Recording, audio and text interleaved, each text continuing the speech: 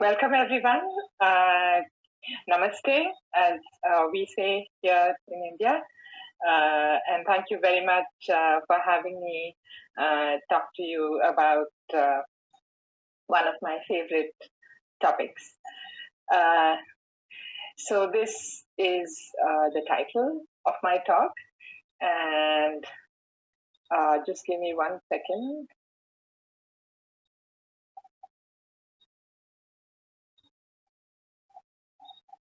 So that is what we will talk about for the next hour.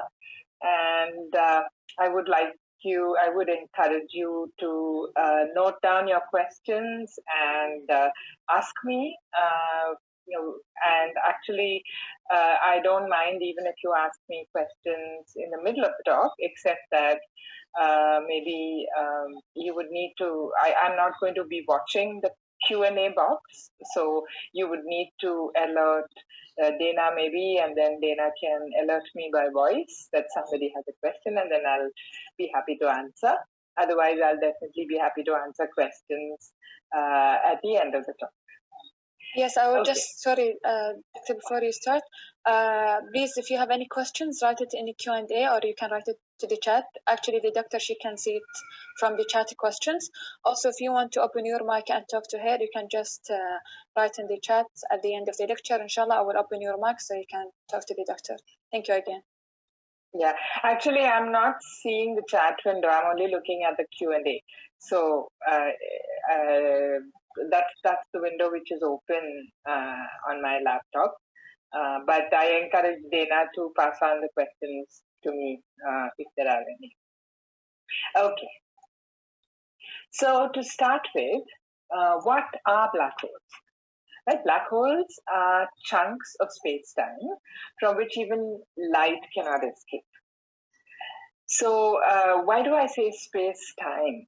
That sounds very complicated, but it's just a fancy way of giving a complete description of what's around us. So I could have said space, but space is not a complete description because, for example, if I tell you that I am here in my home now, I have to tell you I'm here in my home now. If I only tell you I'm here in my home, that is not a complete description because yesterday I wasn't here and maybe tomorrow I will not be here. So I have to say I am here now. That is what gives it the complete description. So that's what we really mean by, that's one way of thinking about space-time. So black holes are chunks of space-time from which even light cannot escape. So I use the word escape, right? So can I come to a description of black holes using the idea of escape velocity? So we all have learned about escape velocity at the surface of the Earth, right? We know that if we jump, we are not going to be able to escape the Earth. We will fall back to the Earth, and if I need to jump and take off from the Earth, then I need to be having a speed of at least 11 kilometers per second. Otherwise, I will again fall back to Earth, and that is the concept of escape velocity at the surface of the Earth. And we arrive at it with this very straightforward formula, which relates the mass with how far we are from the center of that mass and the speed, right? Now, what happens if that we keep the same mass, but we compress it to a smaller size? So we squeeze it to a smaller size, then what happens is that the distance from the surface to the center reduces. So this value r in this formula reduces. And so then the escape velocity will increase.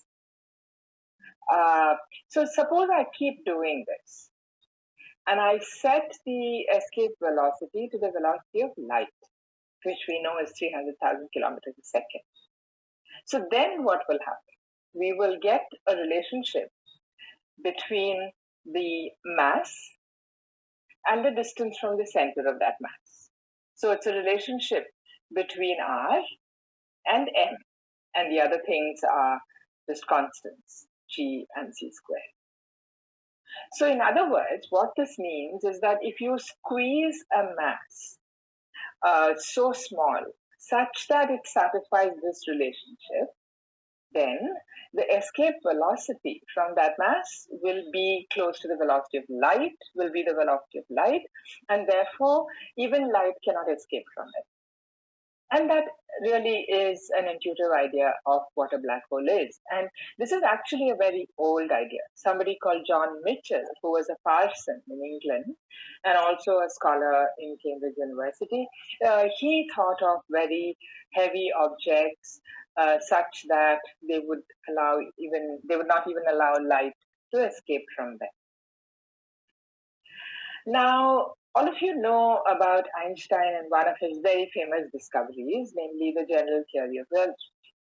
Now, the same year that Einstein proposed this theory, Carl Schwarzschild found a solution to Einstein's theory, and he figured that Einstein's theory of general relativity actually predicted black holes. And he came up with the same formula that we just came up with in the last slide, where we used escape velocity, setting the escape velocity to the velocity of light, we got the same formula. So it's quite amazing and fascinating that the general theory of relativity gave the same formula for the relationship between the size and mass of a black hole, which is what Carl Schwarzschild showed. Now,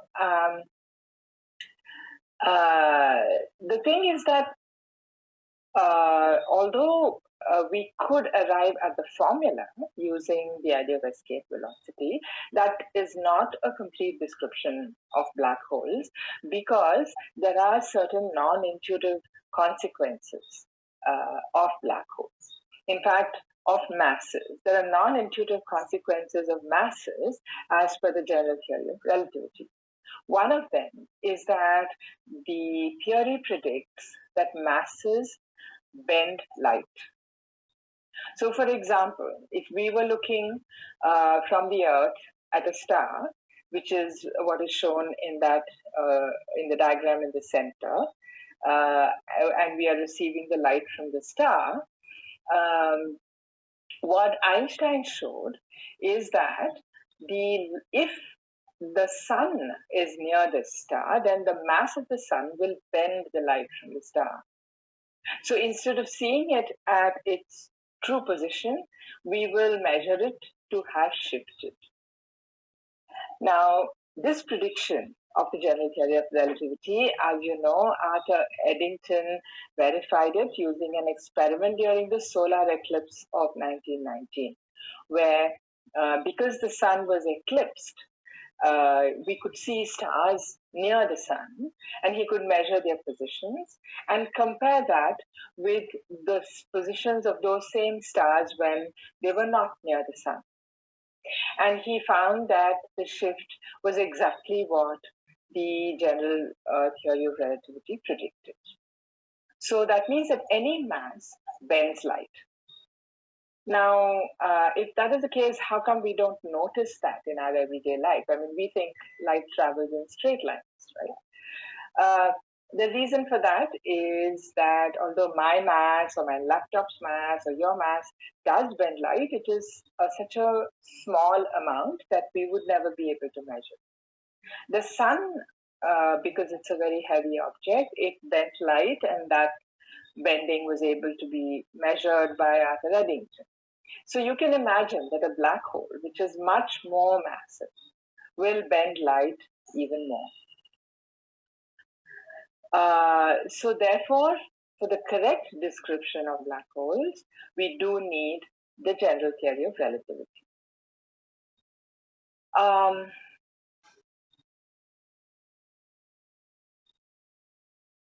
So now, so we think of light as traveling in straight lines. The technical way of saying that is light travels along geodesics. Now, what are geodesics? They are just the shortest path between 2 points.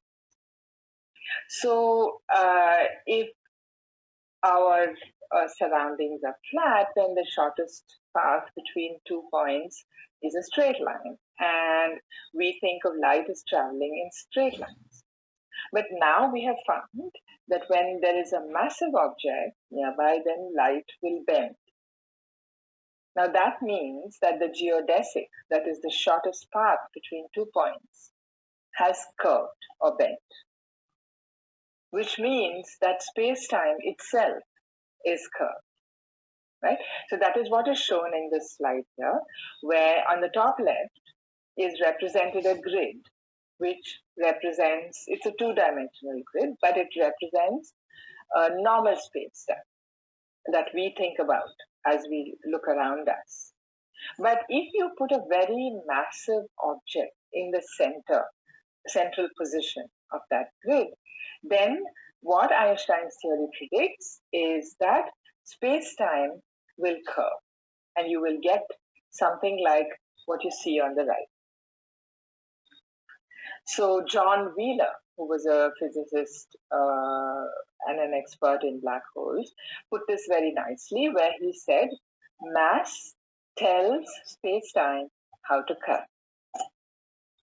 So that is what we need to remember, that black holes are not just very massive objects, but they will also curve space-time.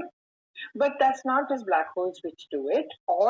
Any mass does it. You and I curve space-time, but the amount we curve is very, very small. Whereas for a black hole, it is very, very large, because the black hole has a lot of mass in that small volume. So this is showing you how the Earth might curve space-time.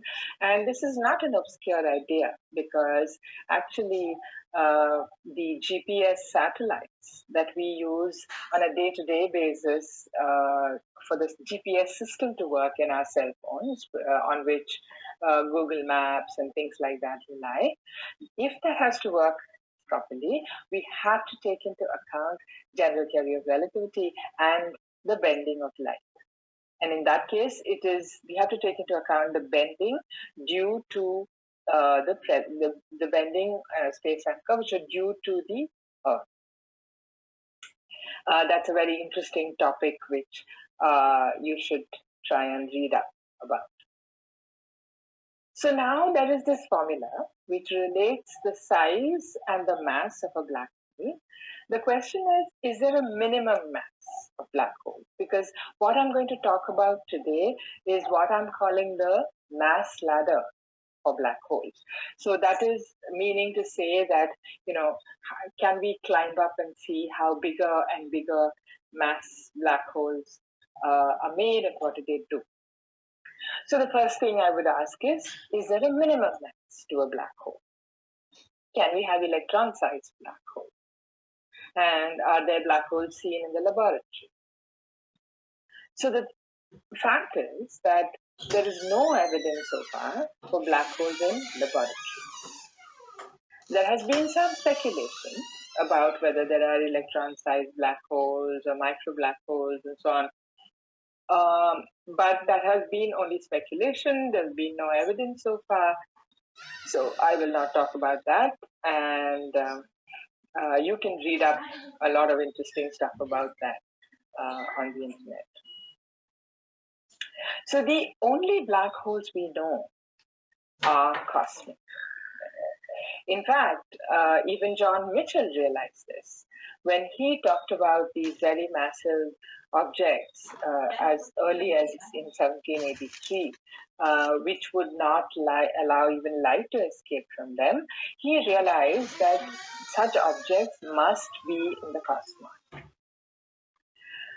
And we have had work on this, for example, by Oppenheimer and Volkoff, where they showed that when a star lives out its life and collapses at the end of its life, it could leave a remnant which is a black hole. So if a star is heavy enough, then its remnant will be a black hole. So have we seen them, or can we see them? The thing is, it's not, if you just look at what I have told you so far, what would be the method to look for black holes? We would expect that a black hole will curve the space-time around it. So, for example, on the top left is a picture of a piece of our Milky Way. And suppose there is a black hole somewhere there. It will curve the space-time. So then what we will see is, we can't see the black hole. So the black hole will look dark, a dark circle, but we can see the background light around the black hole, which is due to all the stars and so on, which are near it. All that light will be bent or distorted. So we would expect to see something like what I've shown here in the slide. Now, this is not real data. Nobody has ever seen anything like this. I'm just saying that if we are to rely on the black hole curving space-time in order to see black holes, then this is how we would look for them. But this is a very, very difficult task. As you can see, there is not that much of contrast between the dark black hole and the light that is surrounding it. And you can imagine that one would have to take very, very sharp images of the sky in order to see something like this. Okay, so I want you to remember this idea, and I will talk about it again towards the end of my talk. But as of now, this method has not been, shall we say, quite tried yet. So before going further, I want to make a couple of digressions and talk about a couple of things such as the units and things like that. So the unit that we use in astrophysics for power or luminosity is not watts, because that becomes too small, and most things are very, very luminous, stars and even the moon and so on, they're very luminous. So what we do is we use the power of the sun as a unit of power, and we call it L sun, and it is written like this. So the power of the sun is about 3.8 into 10 to the power 26 watts. And that we call 1 L sun, or 1 solar luminosity, and that we use as a unit of power. Similarly, for mass, things in the cosmos are very heavy. So now the mass of the sun is about 2 into 10 to the power 30 kilograms. So we use that as a unit of mass. So that is written as M sun, and we call it solar masses or M sun, and use that as a unit of mass. Now, this is the electromagnetic spectrum, I think most of you are familiar with, and most things in the cosmos emit light at all these frequencies. And so, in order to study the cosmos, we have telescopes that have cameras at all these frequencies, different frequencies. So, visible light, radio light, X-ray light, and so on, infrared light. But then, how do we actually show the images that we take at these different frequencies? So I just want to illustrate that. So in the top left here, you see the picture of a cat, and that is what the cat normally looks like. And if we took a photograph, that's what it normally looks like. But suppose I took an infrared picture of the cat. What would that look like, right? So as you know, infrared indicates how hot the thing that emits the infrared light is. And so if we took the infrared picture of a cat, its eyes would be very warm, so they would emit more infrared light. The nose would be cold, that would emit less infrared light, and the body would emit something in between. Now that is what is shown here in this purple colored picture, where the eyes of the cat are looking yellow, and the nose is looking black, and the rest of it is looking pink or purple. This is called a false color picture. It's called a false color picture because the colors do not really represent real colors. They only represent intensity. And so in this case, it is showing the infrared picture, and each color is chosen to represent a certain intensity. So both these pictures of a cat are false color pictures, and they are the same picture. It's just that different colors have been used to represent the same picture in the two. And you can see a key on the right hand side which shows what intensity of infrared corresponds to what. Okay, so that is what are false color pictures, and I will be showing a lot of false color pictures because I want to show you sometimes a picture taken in X-rays, maybe in radio frequencies or infrared or something. So that is something to remember. So this is another example. So for example here, there are two galaxies that you can see in the top left. These are pictures taken in visible light, and they are represented as what are called true color pictures. In other words, what the eye would have seen if the eye was able to take such sharp images. Meaning you take the red light, the green light, and the blue light and mix them up in the same way that the eye is sensitive to. On the at the bottom, on the left, is a picture, again visible light, of the Sombrero Galaxy, and that's also a true color picture. But then on the bottom right, you have these three pictures of the same Sombrero Galaxy, and the bluish pictures taken in X-ray light, the greenish one in visible light, and the bottom one in infrared light. And the bigger picture is all of these put together. So you can see all of these are false color pictures, and the color simply represents the intensity. Okay, so that's just to illustrate what false color pictures are. A very important technique that astrophysicists use is spectroscopy.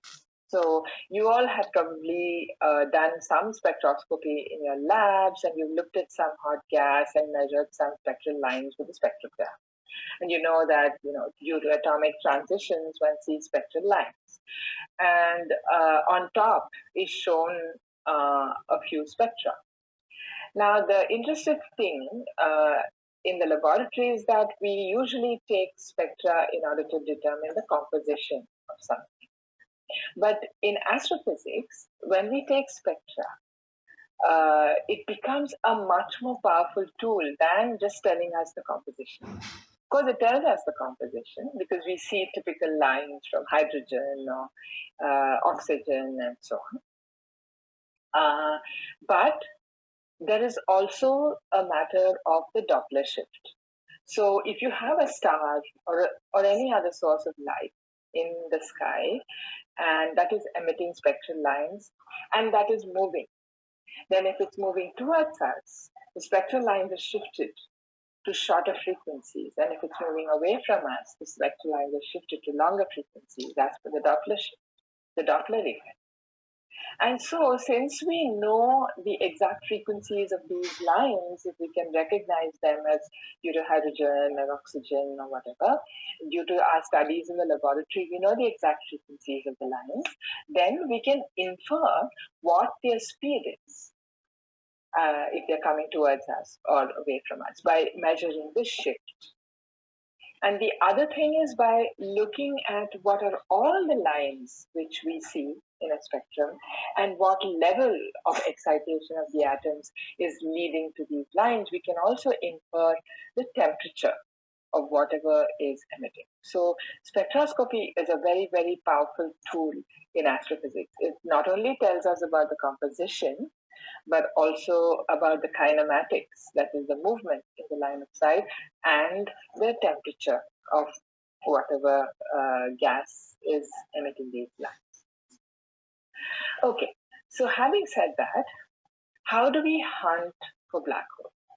I already said that if we are looking for the curvature of space-time, that is too difficult, and we don't have sharp enough telescopes to do that.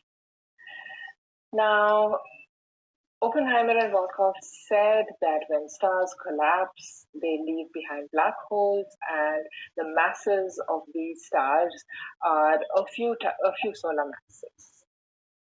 So then one possible method we could use is the idea of Keplerian orbits. So you all know what Keplerian orbits are.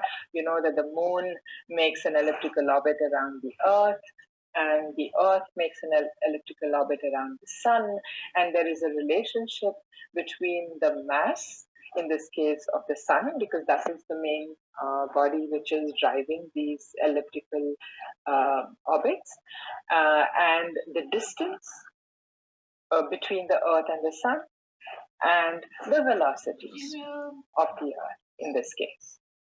So for any Keplerian orbit, there is a relationship between these three quantities, and so if you know any two of them, you can determine the third.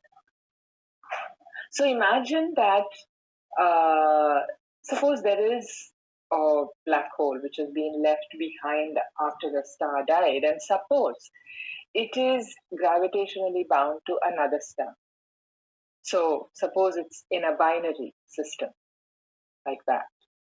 Then if we can see one of the stars, and if we can measure the velocity and the distance, we can then determine the mass. Right? So I will show you such an example. So for example, there is this star which is marked by a square in the Milky Way. So this is a picture of a piece of the Milky Way, and the star has been marked by a square. It's a star called Cygnus X1. And this star was noticed to be extremely bright in X-ray. Okay, so that is what is shown here.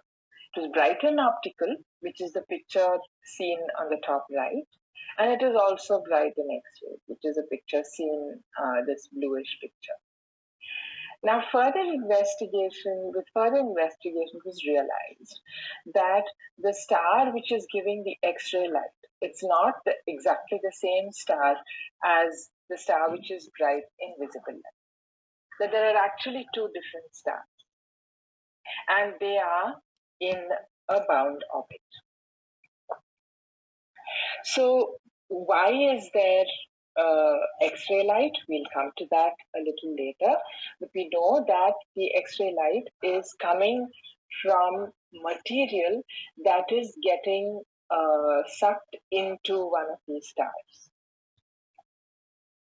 Now, by looking at these two stars, the other star, so this is what I was saying, that there is this star on the right, material from it is getting sucked in by the other star, and that produces X-rays.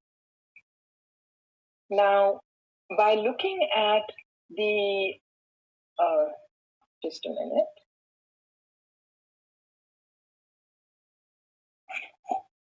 By looking at the spectrum of this star that is visible in visible light, and by keep watching it over time, what is seen is that that spectrum undergoes Doppler shifts. So sometimes it's blue shifted, sometimes it's red shifted, which means it's coming towards us and away from us, towards us and away from us. So it was soon realized that actually these two stars are in orbit, and one of them is bright in X-rays, and the other one we can see in visible light, and that one is, because it is going round and round, in this position it is getting blue shifted, and in this position red shifted, blue shifted, red shifted. So if this is studied over time, then we can determine the period of that orbit.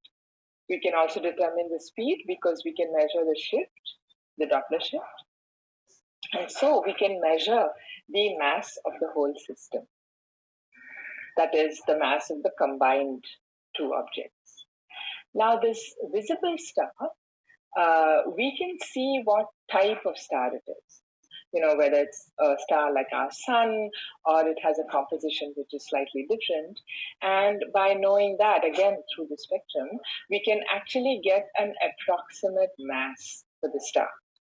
Because as you probably know, in the case of stars, the masses determine what the spectra are. So if we know the mass of one of them, we know the mass of the combined system, we can determine the mass of the other. And it turns out to be more than 3 solar masses. So if that is the case, then it has got to be a black hole because it satisfies that relationship. So using this technique, about 66 such black holes have been found throughout in the galaxy. And estimates are that there are about 10 million which are scattered all over the galaxy. And the kind of masses, they are just a few solar masses. So 3 solar masses, 5 solar masses, and so on. And so if I talk about this mass ladder, like what are black holes like as you go from the smallest masses to the largest masses? We have found the ones with the smallest masses that we know, that is less than 10 solar masses. Okay, so the next result is this very exciting result from LIGO, which came a few years ago. So LIGO is called Laser Interferometer Gravitational Observatory, and it's an observatory which has been built and designed to measure gravitational waves. So gravitational waves are a special kind of waves which are created when the space-time is perturbed. So any kind of ripples in space-time create gravitational waves. And so, for example, if you have actually even you and I are creating gravitational waves all the time, but they are so minuscule that nobody can ever see them. But if you have a very massive object instead, any movement or velocity or acceleration of a massive object will create gravitational waves.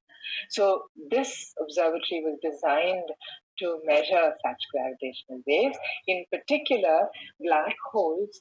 If 2 black holes come together, they will sort of get attracted by each other, spiral around each other, and eventually collapse into one big black hole. And when that happens, they create very strong gravitational waves.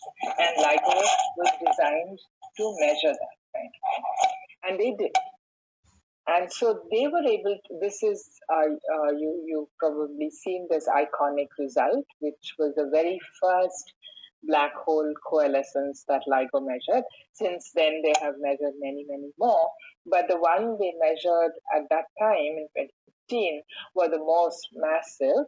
And they found 2 black holes, one roughly 25 solar masses and another one just under 40 solar masses come together to give a black hole that is about 65 solar masses. So that's where we are now in the black hole mass ladder that we have measured. We know about black holes that are a few solar masses, which are in these binaries, and we can measure their masses through studying their binary orbits. And then the next heavier black holes are the ones which LIGO has measured when 2 black holes have come together to coalesce and create a third black hole. Now I want to go back to our Milky Way and the center of our Milky Way. So I hope most of you have seen the Milky Way with your own eyes, and you know that, and you've seen that it is this milky band across the sky, but there are also very dark patches in between. And the dark patches are there not because there are no stars there, but because there are a lot of dust particles which are hiding the light from the stars behind them. So for this reason, invisible light, we cannot look into the very center of our Milky Way. Our Milky Way is like a spiral galaxy, and we are not at the center of it. We are quite far away, but we are not able to look into the center in visible light because of all this dust that is in the way. However, if we look with infrared telescopes. Then dust is transparent to infrared telescopes, and so we are able to penetrate and look right into the center of the Milky Way. And that is what this team of astrophysicists did, Andrea Ghez and her collaborators in University of California, Los Angeles.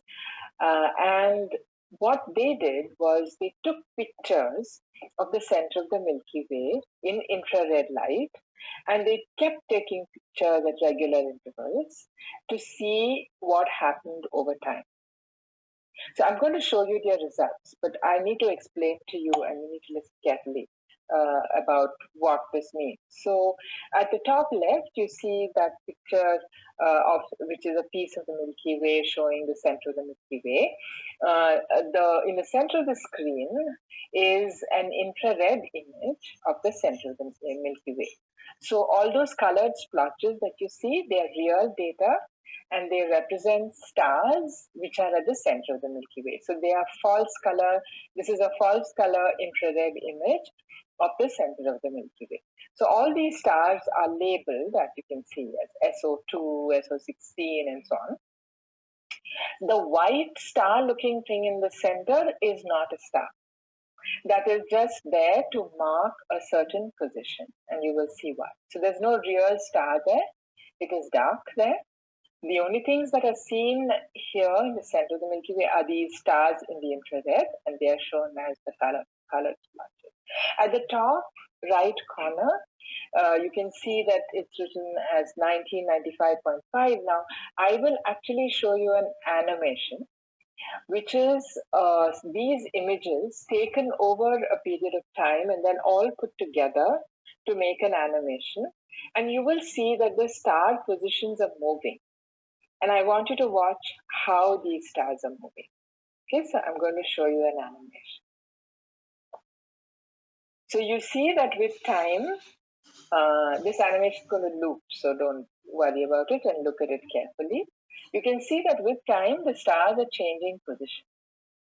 And they have drawn these curves in order to guide the eye to tell us what kind of paths that the stars are taking.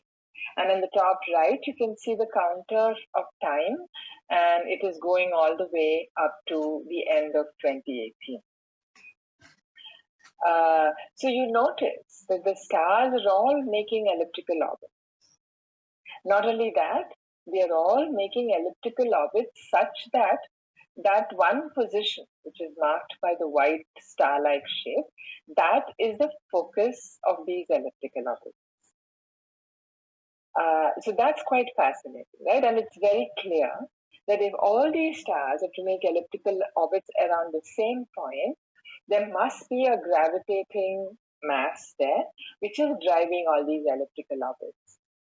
And again, using the Keplerian idea and the relationship between the mass, the speed, and the distance, here we can measure, because of this very painstaking image, we can measure the distance, we can measure the speed, and so we can determine the mass that is driving these elliptical orbits. And it turns out that that mass is 4 million times the mass of our sun. Now,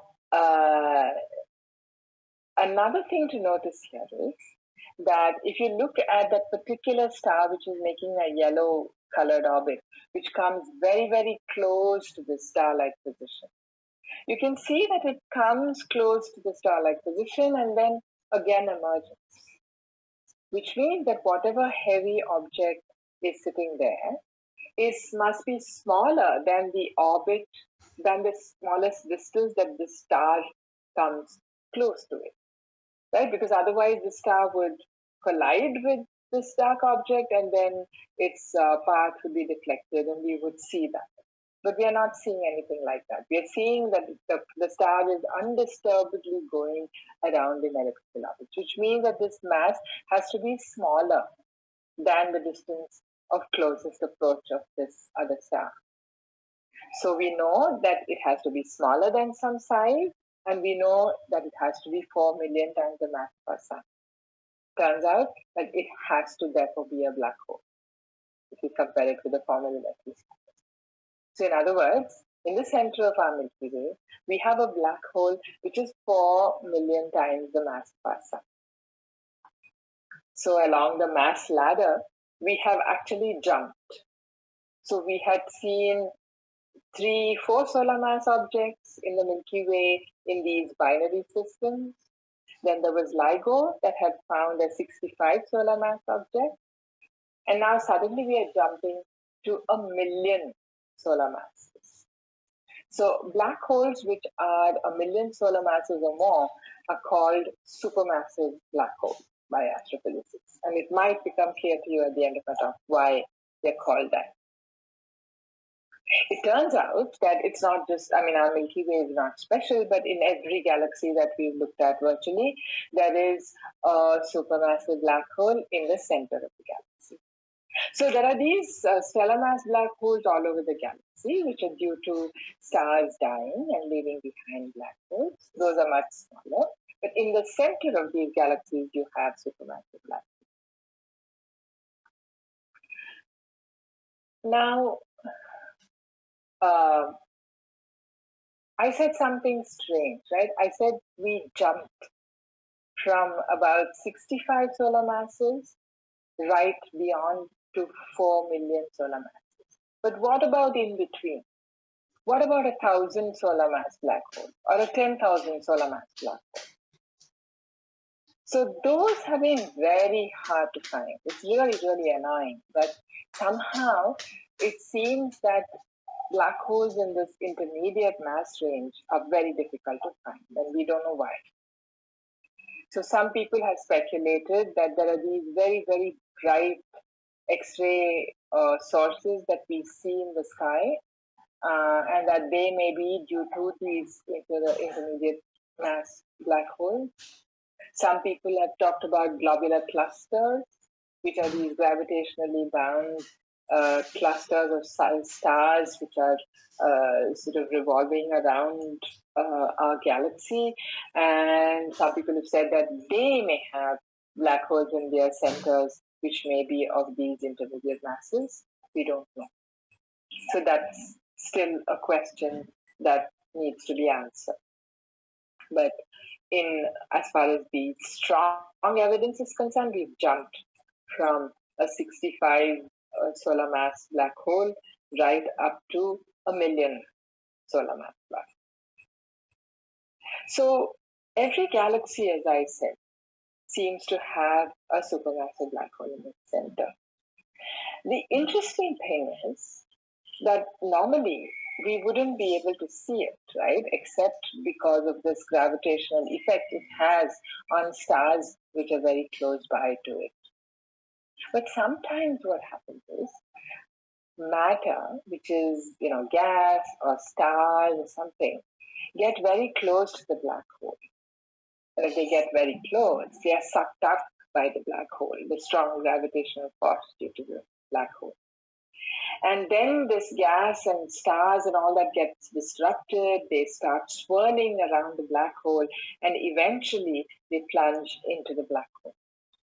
But in the process of swirling around, they're heated to extremely large temperatures, and so they shine. So the black hole doesn't shine, but this matter that is swirling around the black hole shines. And then we are able to see them. So this is what happened with Gargantua. I don't know how many of you are familiar with Gargantua. How many of you saw the film Interstellar? So Interstellar is a science fictional film, and a black hole is is part of the story, basically. And it turned out it was named Gargantua. It's a fictional black hole, and because a very famous black hole physicist was involved in making of that film, they stuck to pretty good physics throughout that film. And they actually simulated, using the physics we know and using proper computer programs, they simulated what this matter that swirls around a black hole would look like. And that is what this picture is. So this is a simulation which was made for that film. And it shows us that the material around the black hole can shine, and shine very, very powerfully. So this gives us a way to search and see black holes, even though the black hole itself doesn't emit any light. And it turns out we can see quite far away. So I'm going to show you another simulation similar to Gargantua made by NASA, which shows the same thing. Now, why this funny shape? All I told you was that there is matter, which there is the black hole, and then there's matter which is swirling around it, and that swirls around and eventually plunges into the black hole. So that should look like a disc or spiral looking. Why is it this funny shape? So it turns out that it's to do with the curvature of space-time and the bending of light. So what's happening is you have the black hole and you have matter swirling around it, but normally you wouldn't see the light from this swirling, shining matter which is behind the black hole. But because black holes curve space-time, even the light from the back is curved and we see it in front. And that is what the simulation is showing you, and I will try to show you that. So the hat shape on the top is because light from the back is curving over. And that is what you see now when they change the camera angle and look at it from a different perspective.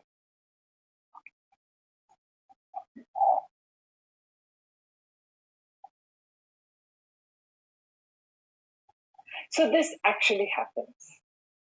And not only that, what seems to happen is when this matter is swirling around, it becomes plasma and creates magnetic fields. And because of that, all the matter doesn't land up plunging into the black hole. Some of it lands up being squirted out in the form of jets away from this black hole into the galaxy. And that is what you see in this diagram here. Here you see a galaxy where you see the spiral structure and the stars and so on.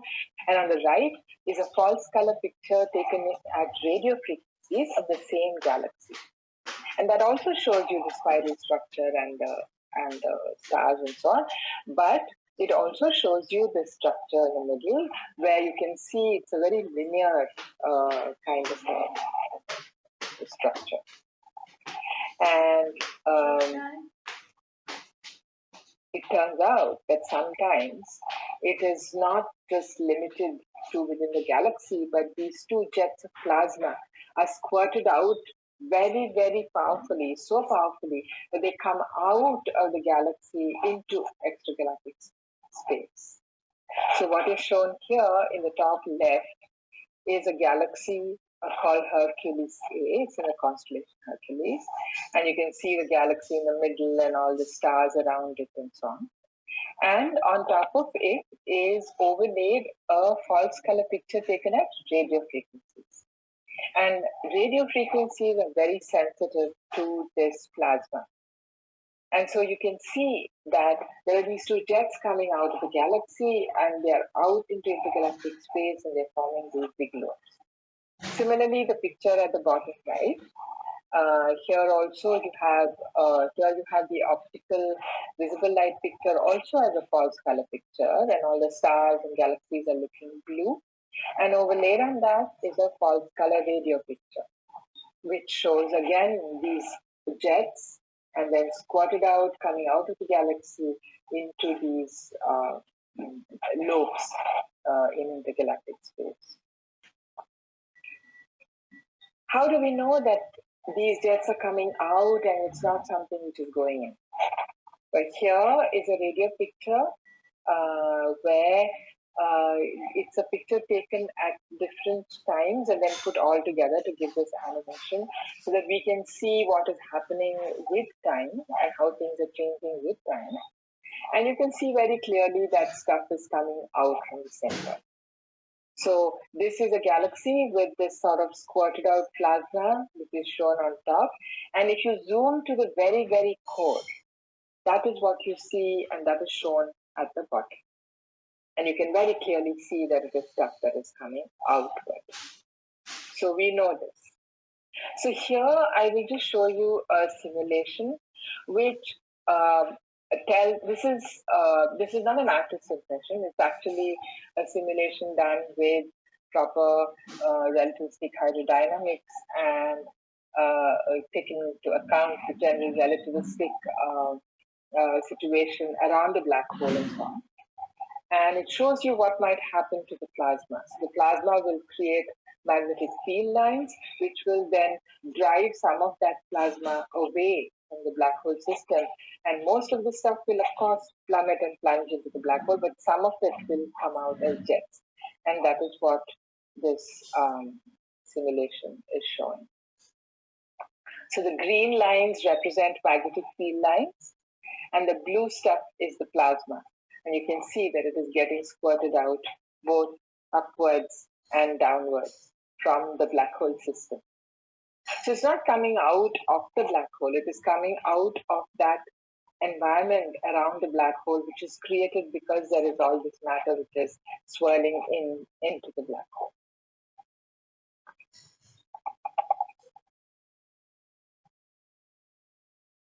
So you can see that these magnetic fields were created, and then because of the rotation of the whole system, they all get twisted. And then due to that twist, it's like a spring action, and then you have this plasma which is then squirted.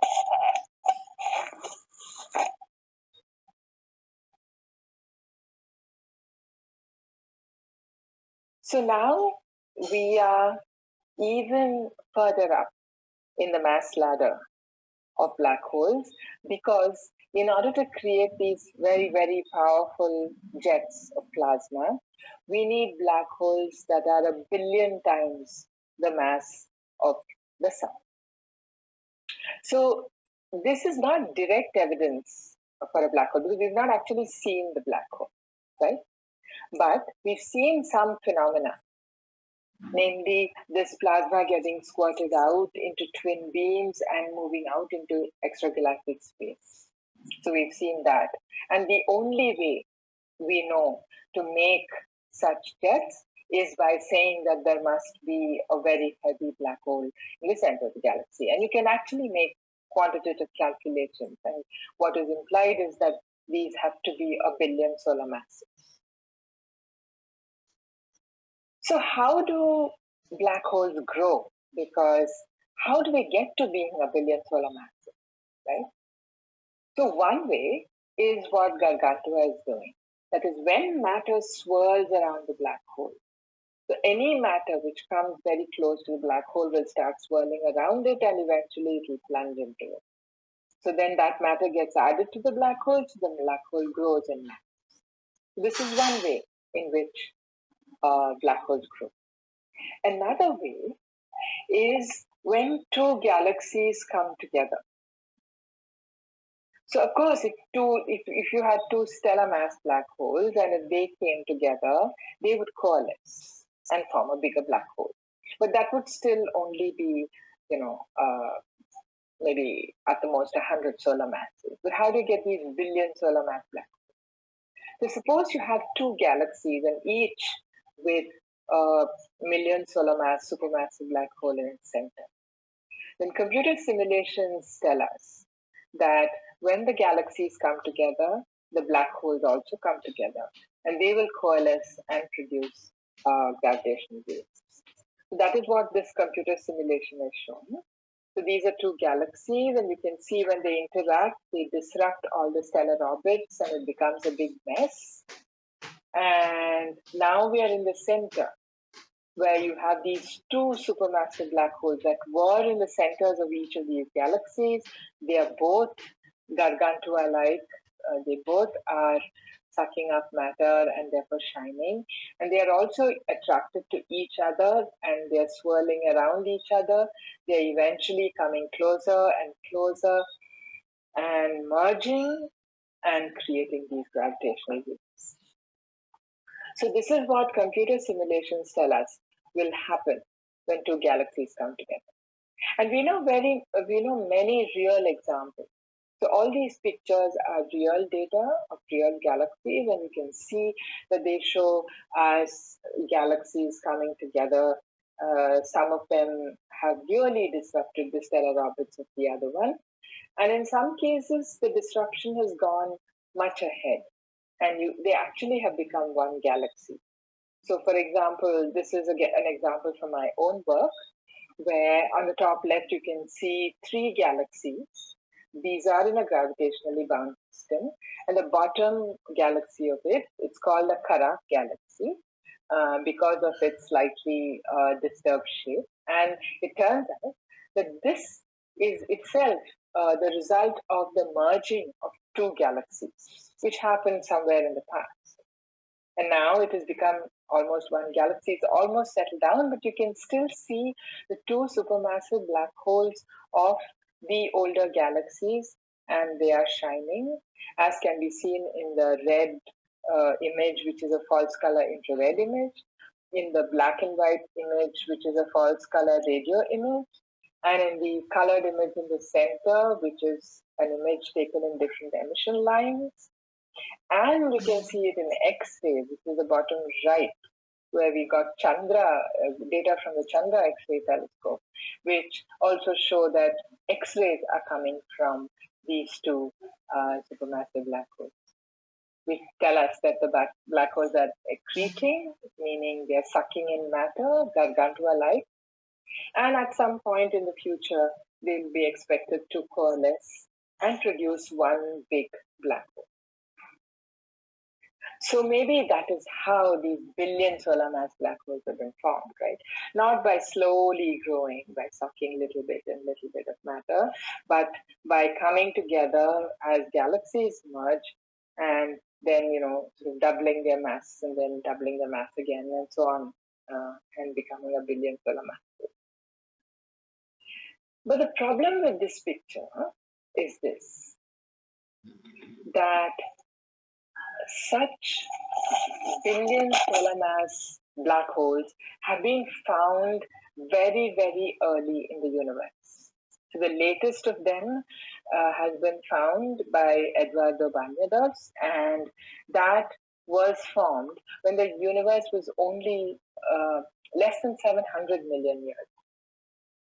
So this is a problem, because within 700 million years, how can stars form and then black holes form and then they all merge and merge and merge and merge and create a billion solar mass black hole? That is extremely difficult. There is simply not enough time for that to happen. So there came up this idea of so-called direct collapse black holes. So Priyamvada Natarajan is a very well-known astrophysicist who's one of the people working a lot on this idea. And the idea is that you have a gas disk very early in the universe, and instead of forming stars and therefore a galaxy, this gas disk would collapse directly to form a big black hole. So it would be directly forming a black hole of not, 100 solar masses, but 10,000 solar masses. And then, because this is forming very early in the universe, it is very likely that it will merge with another, let's say, galaxy.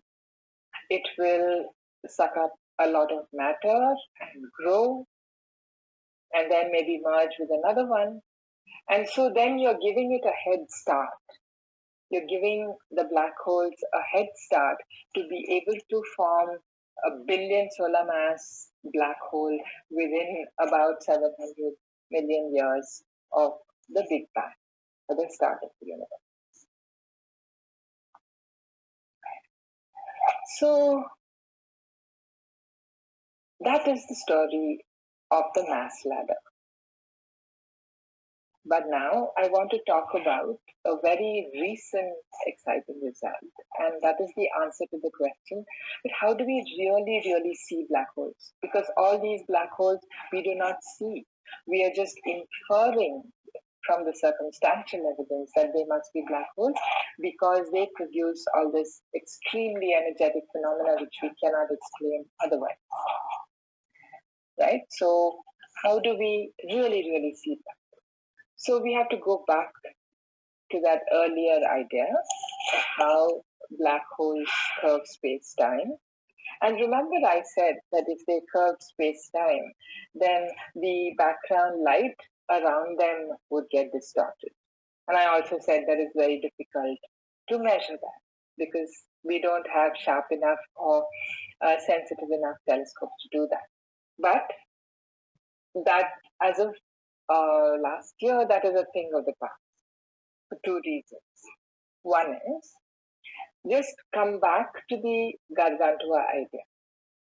So if you had just an ordinary dark object, a heavy dark object, and matter swirled around it and was accelerated and was heated so that it shined, then what you will see is in the picture on the top left. This is not real data, this is just an artist's impression. So you will see the black hole as black, this dark object as black because that's not emitting any light. And then the stuff around it is shining. But if instead of being just an ordinary dark object, let us say it's a black hole, then we know that space-time will be curved. So then what will happen is that the matter that is behind, I explained this already actually, the matter that is behind and shining, light from it will curve over the black hole and will be visible to us. So what we will see is the silhouette of a black hole. So we won't see the black hole itself because it's dark, but all the stuff around it will shine, and the stuff behind it, the shine from the stuff behind it will curve and become visible to us, and also from the bottom. So in other words, we will get a very sharp, high contrast silhouette if we had the sharp enough telescope to be able to discern that size of black. And this is what was done by something called the Event Horizon Telescope. So the Event Horizon Telescope is what is in the middle. So it's not a single telescope. It is an array of telescopes, all these different telescopes of which I'm showing you the pictures, and they're situated on different continents, as you can see from the map. And these telescopes all observe these objects in the sky at the same time. And these are telescopes which are taking images at millimeter frequencies, so radio frequencies. And the data that they take are combined not just by adding the data together, but by what we call correlating the data, which means that they are measuring things that change for both the telescopes at the same time. And it turns out that for those of you who have studied Fourier transforms, for example, in your mathematics, it turns out that each pair of telescopes in this collection is measuring one component of the Fourier transform of the sky. So they're not taking direct images because of the special way in which the data are analyzed. They're not taking direct images, but they're measuring the Fourier transform of the image. So each pair measures the Fourier transform each instant. And then you put all these together, so you get a whole bunch of Fourier transforms. And then you can do the inverse Fourier transform and get the real image, which is what these telescopes do. And this technique is called interferometry and aperture synthesis. And this experiment was done in 2017 by this array. And they looked at a whole bunch of objects in the sky. In particular, they looked at this galaxy called Messier 87, which is in the Virgo cluster. And Messier 87 is this galaxy where, if you look very carefully, you can see that even in visible light, there is a jet of plasma which is coming out towards the upper left. This is showing you very, very sharp images of the same thing. So the image in blue is a false color radio picture. The image in pink is a false color visible light picture. The image in purple is a false color X-ray picture, and in all of them you're seeing this jet. And in the big image on the top right, there too you're seeing this jet in a different false color rendering. And then you're seeing a zoomed out image of that whole thing. And you can see that these jets of plasma are coming out. We see them very strongly, but there are also more diffuse jets which have come out earlier and have gone on to larger distances in intergalactic space. So this is the galaxy called Messier 87, and this was one of the targets for the Event Horizon Telescope. This is another false color picture of the same thing, the radio image. And this is Ruby Payne Scott, who was one of the pioneers of this technique of doing this interferometry in order to get very sharp images. And so it's a very computationally intensive process where you take the data from each of these telescopes and correlate them. Each of them is a Fourier component, and then you take all these Fourier components and you transform it to get the actual image. So here is Katie Bowman. She was a PhD student at the time of computer science, and she got into astrophysics because of her involvement in this project, and she led one of the mathematical procedures to actually compute this whole Fourier transform thing that I talked about. So having done all that, they were able to zoom in to the very, very center of this galaxy, and this is the image that they got. This bright ring in the very, very center with a dark circle, just as you would expect from Gargantua, and a bright ring around it, which is the matter that is swirling into the black hole that is heated and therefore shining. So this is for the first time an image, actually not an image so much as a silhouette, a direct silhouette of the black hole. And this is considered really, really direct evidence for the existence of a black hole. And it's not just the qualitative picture, but given what we know about Messier 87, we already knew from these jets of plasma and everything that there is a billion solar mass black hole in the center of M87.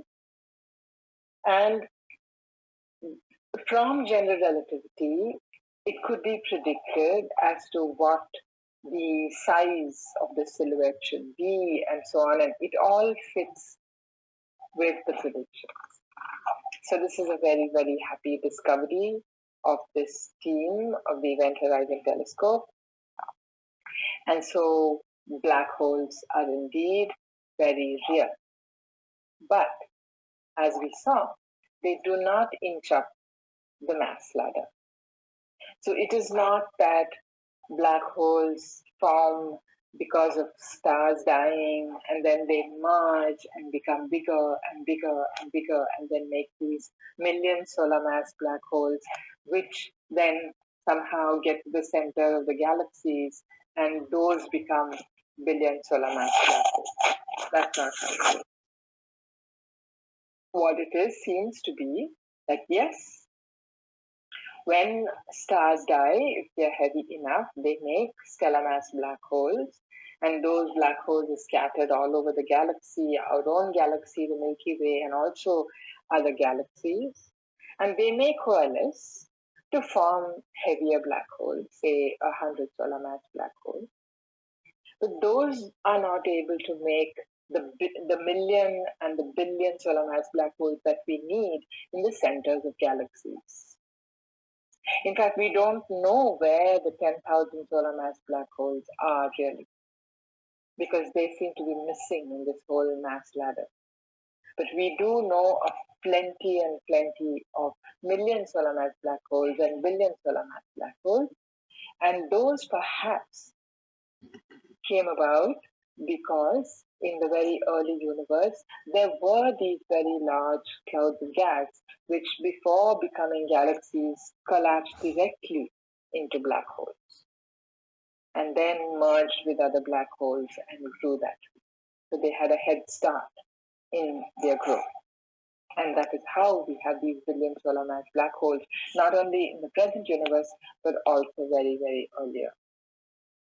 So I will stop there.